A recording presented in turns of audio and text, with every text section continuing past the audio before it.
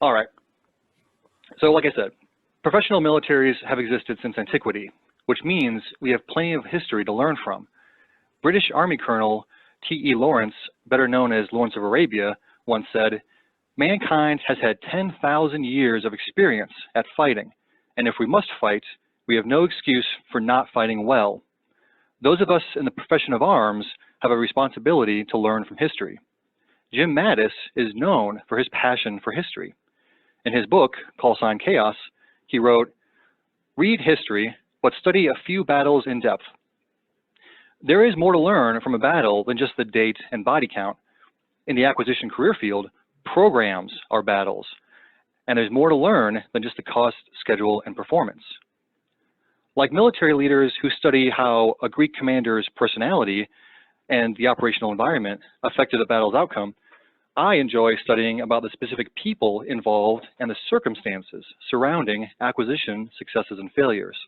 This information provides the bedrock for constructing a meaningful lesson learned. In the context of innovation lessons learned, case studies typically come in one of two flavors. There are examples of successful programs that deliver capability on time and on budget by doing things like motivating a highly skilled workforce on a narrow, specific problem. And then there are examples of unsuccessful programs which fail to deliver one or more of the promised cost, schedule, or performance parameters, typically for a variety of reasons and not one specific cause. What I like about the comparison between the Simple Sabotage Field Manual and the Skunkworks method is that they were designed to achieve opposite results. Kelly Johnson developed and practiced the Skunkworks method after a lifetime of design experience, figuring out how to make better technical, programmatic, and leadership decisions, which would ultimately result in better aircraft.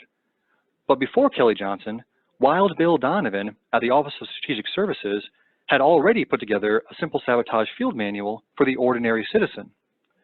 Donovan's field manual described exactly what an ordinary citizen could do to secretly sabotage their workplace. It literally instructs you on how to demoralize your subordinates, frustrate your superiors, and most importantly, undermine innovation. We'd be foolish not to understand and apply the positive attributes of these examples while avoiding the negative. So let's take a look.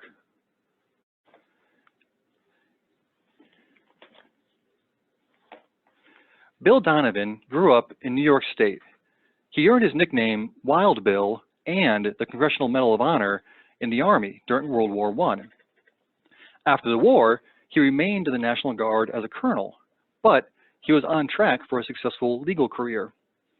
His social network was strong enough to propel him into politics, and as charming as he was, Donovan would have made a fine politician. Before America entered World War II, Donovan conducted extensive travel in Europe and gathered valuable information regarding friend and foe alike. These trips helped identify weaknesses in the American intelligence system, namely the lack of a central intelligence agency to coordinate national objectives, training and recruitment overseas, and process intelligence from the stovepiped U.S. intelligence community. Donovan feared the nation wasn't prepared to wield the same sophisticated propaganda and espionage strategies employed by the Nazis. Through his personal relationships with President Roosevelt and other government officials, he convinced FDR to appoint him as the first coordinator of information, which reported directly to the president. This didn't sit well with the FBI, the State Department, or the military. But FDR didn't mind because he thought that if you picked the right people who disagreed, then competition among their ideas would lead to the best idea winning out. The duties were intentionally vague and included things like collect and analyze all information and data which may bear upon national security, and perform other unspecified supplementary activities for the president. To Donovan, other supplementary activities meant psychological operations and sabotage. His position was later renamed, and he grew his meager staff into an entire agency, the Office of Strategic Services. Donovan was promoted to Brigadier General, and by the fall of 1943, he single-handedly transformed the OSS into the nation's first international spy agency. The OSS had a notorious reputation for oddball projects and departments, all of which were deemed necessary by Donovan. To the ire of the budget bean counters, the agency dabbled in everything from phony businesses to groundbreaking James Bond gadgets. But as the war blazed on, the agency provided valuable intelligence and covert support to both European and Pacific theaters. In January 1944, the Allies controlled most of northern Africa and southern Italy, but the Normandy invasion was still 6 months away. A European victory was not guaranteed.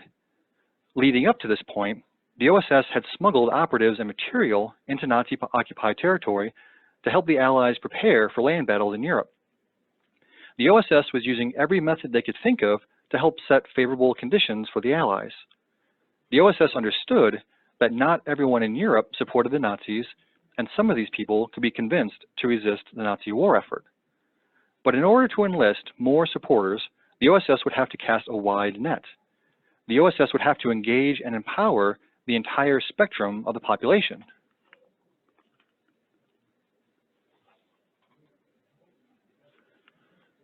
In Europe, the OSS was already recruiting specially trained saboteurs to degrade, disrupt, and destroy military targets. As an example, these specially trained operatives were folks with prior military training or miners with experience working with explosives. But the call to arms would also have to resonate with the ordinary citizen, factory workers, railroad workers, and government employees. However, the ordinary citizen couldn't be relied upon to develop and execute meticulously planned attacks against fleeting or heavily defended military targets. So what could the ordinary citizen do? In an electrical circuit, you generally want to reduce the overall resistance to achieve more efficiency. Now, in today's event, I understand we have mostly an Air Force audience, so let me put this in terms we can all understand. When it comes to resistance in an electrical circuit, just like in golf, the lower the number, the better you're doing. The higher the number, and you risk having to buy drinks back at the clubhouse. In an electrical circuit, if you increase the resistance, then generally speaking, you're using more power than required and run the risk of damaging or destroying the circuit altogether. If the OSS was to increase the overall resistance in the Nazi war machine, it was crucial they devote time and effort to help the ordinary citizen add their resistance to the system. But how could the OSS plan to empower the ordinary citizen? How do you solve any problem? Gather your best action officers and give them the task, right? OSS agents were paid to sit around a table and expend brain power on how to help ordinary citizens slow production and slow processes. Like any important high-vis hot tasker, I'm sure this action started off with a meeting. Donovan had a hands-on leadership style, so I'm sure he briefed the action officers himself. All right, boys, this is what I want. We need a simple sabotage handbook for the ordinary citizen. I can't stress ordinary citizen enough. No special tools, no special training, no special planning. I need you to explain how simple sabotage is different from traditional notions of sabotage, outline how they can have an effect on the war effort, and then provide suggestions for how these people can execute these simple acts. Oh, and we needed this by last week, so get to it. Donovan was a charismatic leader, so I'm sure the action officers got started right away trying to please their boss. This field manual wasn't improvised. I can't stress this enough.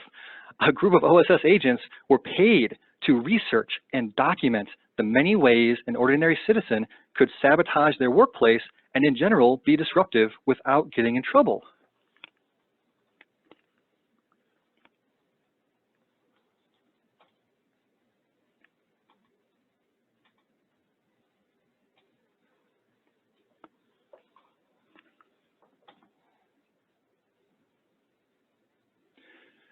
The author started off by characterizing simple sabotage so that the ordinary citizen would see these acts as something within their abilities to accomplish. Simple sabotage is based on universal opportunities to make faulty decisions, universal opportunities to adopt non-cooperative attitudes, and to induce others to follow suit. These activities are responsible for accidents, delays, and general obstructions even under normal circumstances. So all you have to do is make faulty decisions, adopt a non-cooperative attitude, and get others to do the same. Sounds pretty simple, right? simple enough that anyone could do it. Next, they describe the effects. Acts of simple sabotage that required no destructive tools and produced little to no physical damage can produce damage by highly indirect means. Acts by thousands of citizen saboteurs can be an effective weapon against the enemy. Slashing tires, starting fires, starting arguments, acting stupidly. They actually put that in the manual. The OSS asserted that starting arguments and acting stupidly can be just as effective at wasting materials, manpower, and time as slashing tires and starting fires. They continue. Acts like these, occurring on a large scale, will be a constant and tangible drag on the war effort, and at the very least will frustrate and demoralize administrators and police. Before the authors dove right into examples of simple sabotage, they felt the need to reorient the saboteur. They would have to reverse their thinking. Keep your tools dull, not sharp. Be lazy and careless. For the average person, these thoughts aren't natural. Most people want to work well and contribute to the organization. So the manual would have to spend a little time helping to foster a state of mind that anything can be sabotaged. Before we get into the examples, I want to remind you that this entire field manual was classified and distributed secretly behind enemy lines. It even came with a statement that the contents should be carefully controlled and not come into unauthorized hands. This book and its contents were considered dangerous.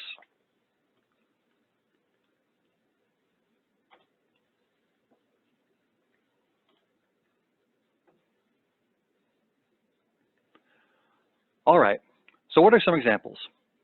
The suggestions in the manual are generally grouped by work center. The manual describes how the most mundane mistakes can cause frustration and generally slow production or slow processes. Things like being interrupted at your desk multiple times a day with wrong number phone calls, a sloppy mail clerk who delays delivery of an important message by a whole day, all because they put the letter in the wrong sack, the clumsy mechanic who accidentally breaks a rare tool at the motor pool, resulting in lower vehicle availability because the shop is waiting for the tool to be replaced. These aren't mistakes that will get you arrested. In some cases, you may not even be reprimanded. They're part of the normal circumstances of the specific workplace, and that's the whole idea. Let's focus on examples pertaining to organizations, meetings, managers, and employees. For organizations, it was recommended that no decision be made by an individual. All decisions should be made by a committee of no less than 5. Now, at that time, committee was a blanket term for any working group, like an integrated product team or a steering group. For meetings, if something had been previously decided, that decision should be reopened at the next meeting, and the merits should be rediscussed. For managers, at every opportunity, you should promote and reward those employees with a known reputation for substandard performance. This one is a twofer, because if you promote a non-performer into a position with more responsibility, then presumably they'll make faulty decisions in that new elevated position. And if you reward a non-performer, it'll slow production by lowering the morale of the surrounding workers. And finally, for employees, work slowly. Make as many interruptions to your day as possible. Do your work poorly and blame it on bad equipment. Complain that bad tools or bad processes are preventing you from doing your job right.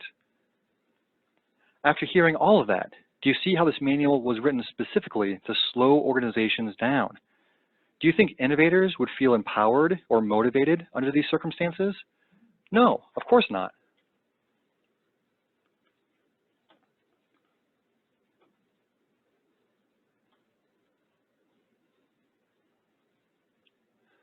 So how do you empower and motivate the innovators in your organization? Well, President Truman didn't share FDR's management philosophy, especially the parts about competition among his inner circle. So immediately after World War II, the OSS was unceremoniously disbanded, and a small fraction of remaining functions were parceled out to various other agencies. It would be a few years before the National Security Act of 1947 would establish the CIA. This meant all those unemployed OSS agents would need to find jobs. I haven't been able to prove it yet, But I'm convinced that the action officers who wrote the field manual eventually found themselves working at Lockheed with Kelly Johnson, where they helped establish the culture of innovation that Skunkworks became known for. Skunkworks made a reputation for itself by creating complex, highly effective military aircraft in a short amount of time and on budget. They were able to accomplish all of this because of the innovative culture that the first two directors, Kelly Johnson and Ben Rich, created and sustained. Kelly Johnson spent his early career on the test and manufacturing side of aviation design work before he became a respected engineer and business leader. He understood how to motivate technical specialists and empower them to achieve record-breaking accomplishments. A few of my favorite Skunkworks tenets are things like the program manager should be delegated complete control of programs in their purview to include technical, finance, schedule, and operations decisions. Reporting and reports should be minimized at all costs. High performers should be promoted and recognized for their work. And finally, you should never tolerate mediocrity, but this doesn't mean you should fire the bottom 10% every year. It means substandard performers should be told what they're doing wrong and mentored to help them achieve more.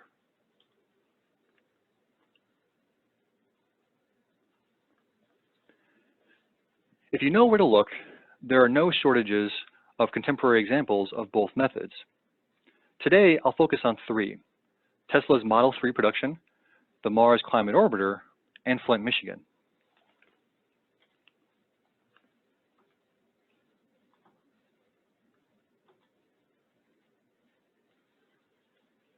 In 2018, Tesla was struggling to meet their production goals on the Model 3.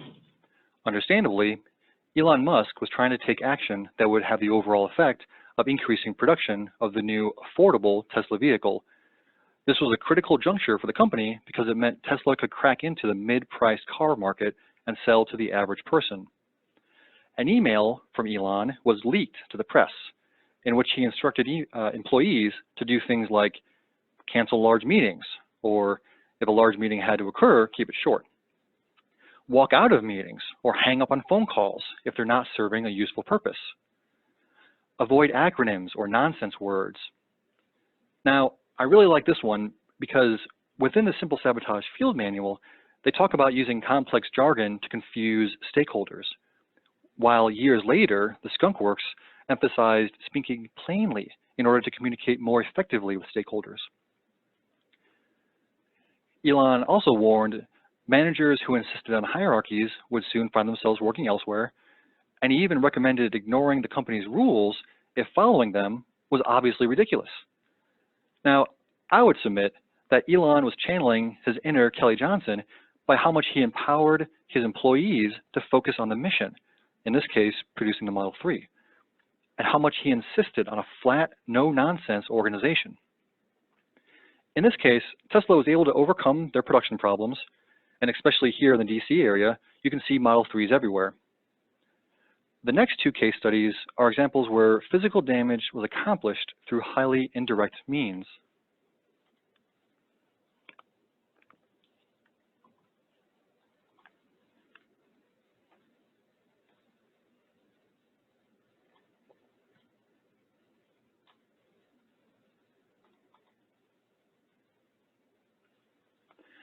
The Mars Climate Orbiter was launched in 1998 and was designed to study the Martian climate.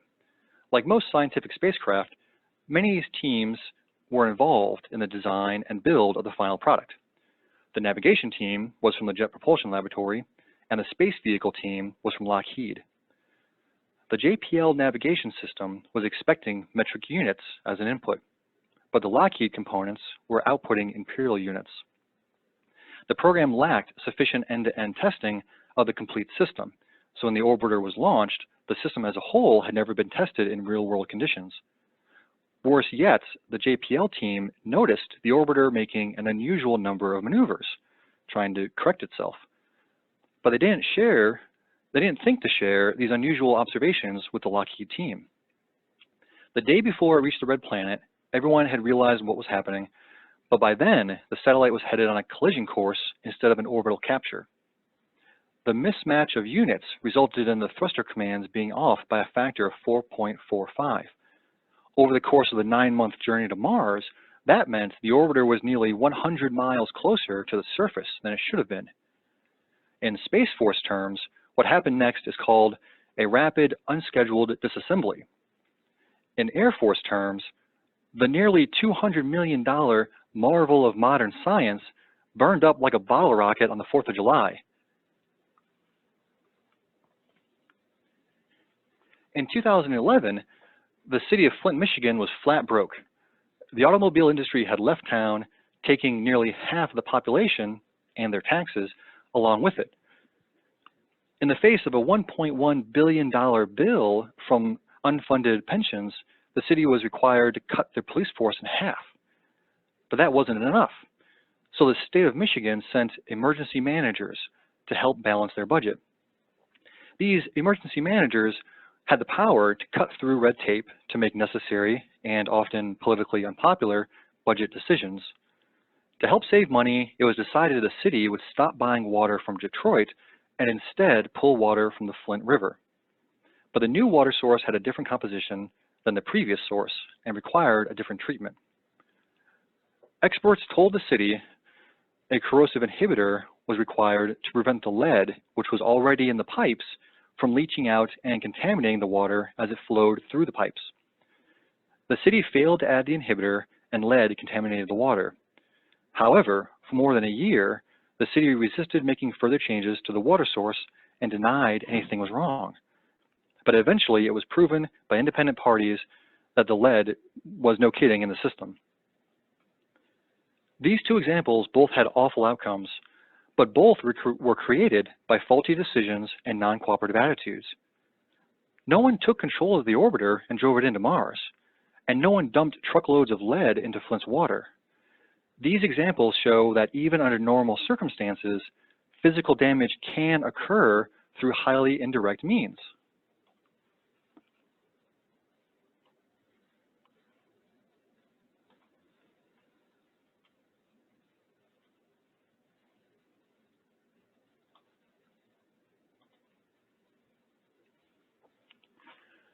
Kelly Johnson once said, "Skunkworks applies the simplest, most straightforward methods possible to produce new projects.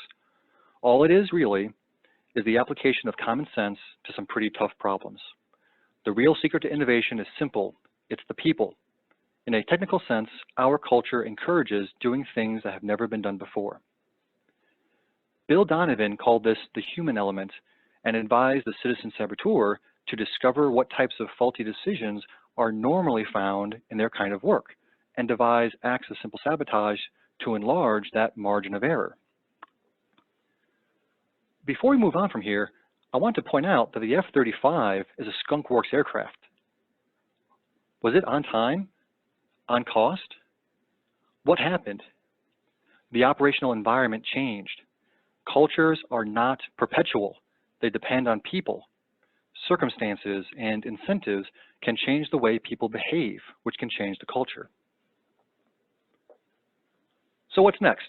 What can any of us do with this information?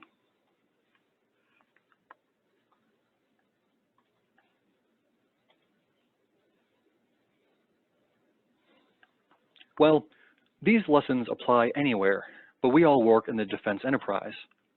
This complex system of systems operates the same as an electrical circuit. Simple acts of innovation by thousands of individuals can decrease resistances, and added together can have the effect of decreasing the overall resistance of the system. Just like in golf, the lower the score, the better we're doing. In order to achieve the greatest levels of reduction, the entire spectrum of potential innovators needs to be engaged and empowered to take action within their sphere of influence. We can't rely solely on specially trained innovators like those at AFWorks and Kessel Run. If we arm the ordinary service member with the right field manual, then all of us can help reduce resistance to improve the overall efficiency of the defense enterprise. We need field manuals to explain how to empower and motivate the workforce, how to make sound decisions and adopt cooperative attitudes, how to foster a state of mind that anything can be improved. and we need this information disseminated as widely as possible. There are 2 books that I found that satisfy these requirements. Both have surprisingly long titles, but I promise they'll help streamline your work center without making things worse. The 9 chapters of Simple Sabotage, a modern field manual for detecting and rooting out everyday behaviors that undermine your workplace, follows the simple formula of quote the Simple Sabotage field manual, explain the act of sabotage, explain what is a useful example versus a sabotage example, and ends with tools and methods to avoid the sabotage while preserving the usefulness. I found the most valuable parts of this book to be when it explains what is not sabotage.